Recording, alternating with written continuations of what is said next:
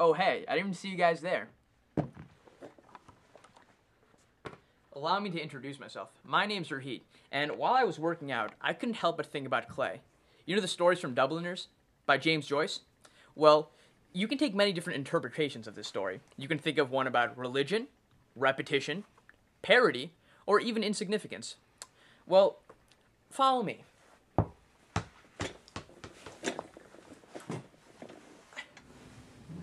So religion plays a very big role in Clay.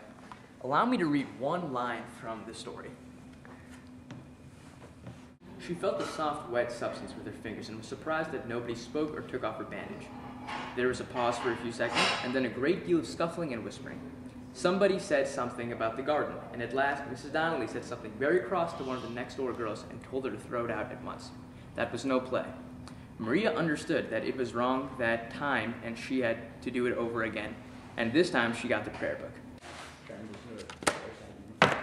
So religion plays a very big role in this novel. So one thing I'd like to point out was that Maria was blindfolded when she was playing this game. She had 4 options of what she could pick up. There was a ring, which I'm guessing means marriage in the future. There was water, which I'm guessing means long life. There was clay, which is never explicitly stated, but that means death. And there was a prayer book. So notice at first that Maria, when she first puts on the blindfold, that she touches the clay. Few things about this. She's blindfolded. What does that mean? Joyce wouldn't let that go unnoticed. That basically means that Maria, like the populace of Ireland, is ignorant. She is blindly following whatever she's told to follow. Well, that brings me to my next point. Notice how Maria touches the clay right before she touches the prayer book, religion after death. What this really symbolizes is that Maria, like the rest of Ireland, is clinging on to her religion when they know that this is their downfall.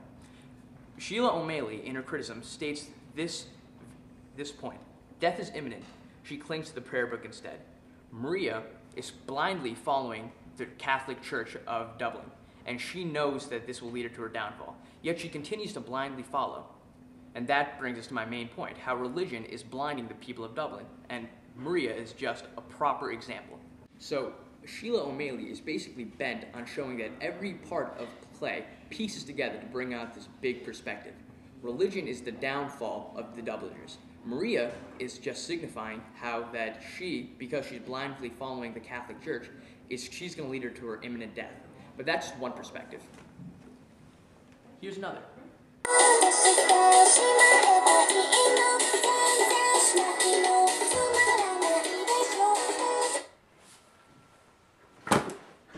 So, watching this repetitive Japanese music video has really reminded me of something that Rahit simply overlooked. And that is the repetition that pervades throughout the entire story of Clay. I mean, in both the grammatical structure and in the very plot. But allow me to explain.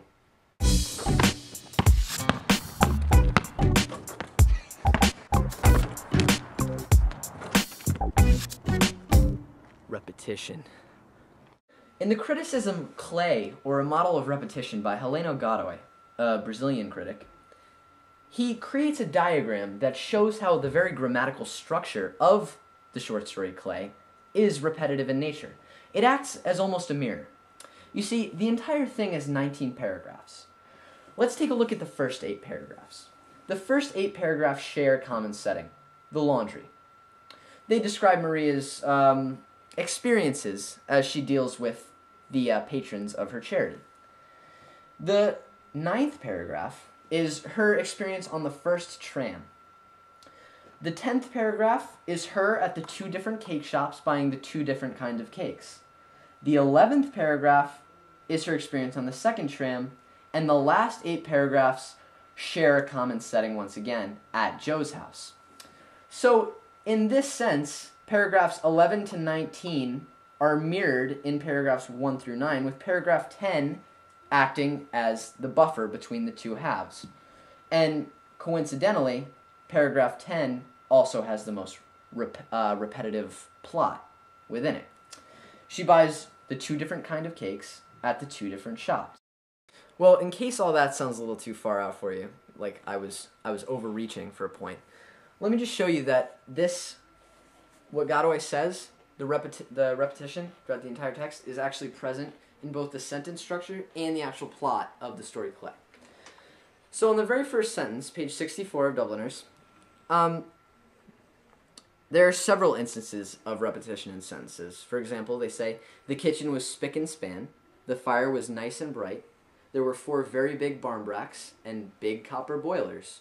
Maria was a very, very small person, but she had a very long nose and a very long chin. She said always soothingly, yes, my dear, and no, my dear. So those were just 2 paragraphs of Dubliners, paraphrasing, of course. But we already found around 5 instances of this repetition that Godoy speaks of throughout his criticism. And obviously there's far more if you actually go through the entire story picking them out. Now, as far as the plot, well, the repetition is almost self-evident.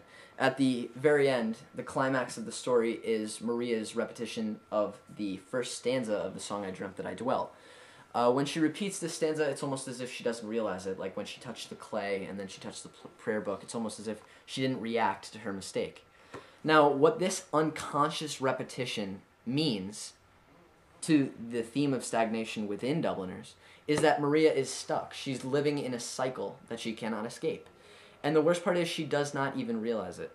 So the repetition, in this sense, directly connects to the theme of hopelessness and stagnation within the text. Excuse me, can you repeat that? Oh, what's the point of it anyways? And speaking of pointlessness, what's the point of Maria's life in Dubliners in the story Clay? She's insignificant. But the question is, does she know it? Looking at the text, the answer to that question seems to be no. Maria is stuck in this life where she's working the laundry for a woman's shelter, and she acknowledges that she's not exactly very happy there. Even the people there constantly mock her and make fun of her that she's never going to get married or never get a man in life. For example, Lizzie Fleming said Maria was sure to get the ring, and though Fleming had said that for so many Hallow Eves, Maria had to laugh. She has to laugh, but she knows that she's not going to get a man. It's very disappointing, and it points to the fact that Maria is not exactly very appealing. However, she does not see it this way. She still sees herself as significant. Looking at the bottom of page 65, she looks in the mirror and looks at herself with quaint affection at her diminutive body, which she had so often adorned. In spite of its years, she found her a nice, tidy little body. But all other signs point to the fact that that is not attractive. Boom. The evidence is right there in the text of Dubliners. And if that wasn't evidence enough, there's another point in the story where she's on a train. She sees a couple of guys. They don't really pay much attention to her, probably because she's not attractive. This further shows that she's pretty insignificant. However, she still doesn't see this. She thinks that they didn't pay attention to her or talk to her because they must not have seen her. However, we know that this is not the case. Margot Norris, a literary critic, Dr. Toby's professor at UC Irvine, I might add, she picked up on this and talked about it in her literary criticism. Looking at Norris's criticism, the crux of her argument is that the language and rhetoric in Joyce's Clay makes the readers just as ignorant as Maria is to her insignificance. In all these passages where Maria thinks of herself as significant and thinks of herself as better, we the readers get convinced that she is significant. We are just as ignorant in this way. Like this, the text reads the reader. It all fits now.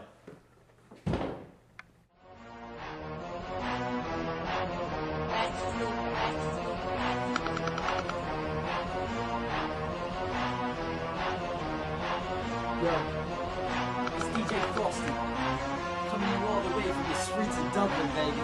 We come so far for this. Yeah. Let my man Chocolate take it from here. Yo, we blasting off. We doing this for Dublin, baby. Yo, hit me with that beat. Go, go, go, go, go.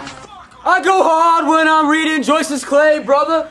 Who's the real mother? Maria's not a real mother. She's got affection for her body, it's diminutive. No emotion and intelligence is limited. Long nose and a very, very long chin. She goes on a train and no one knows that she exists. Hey! That was a marvelous parody, wasn't it? Now, parodies can also be seen in James Joyce's Clay. The positive tone and the overall optimistic attitude of the narrator, it almost mocks the real underlying themes. It's a parody, if you will. Now, According to Angus Easton, Joyce uses Maria's laughter as a parody of her real emotions as well. In the text it says, while they were putting on the bandage, Maria laughed and laughed again until the tip of her nose nearly met the tip of her chin. While they're putting on the bandage, they're making fun of Maria, joking that she'll get the ring because they know that deep down she won't find a husband. This is very sad for Maria, so to cover up her inward feelings of disappointment and sadness, she parodies it with her outward emotion of laughter, humor. So you see, all these different literary criticisms, religion, insignificance, repetition, and even parody, put an interesting spin on the text. But what's really wicked about it all is that it makes everything a whole lot clearer.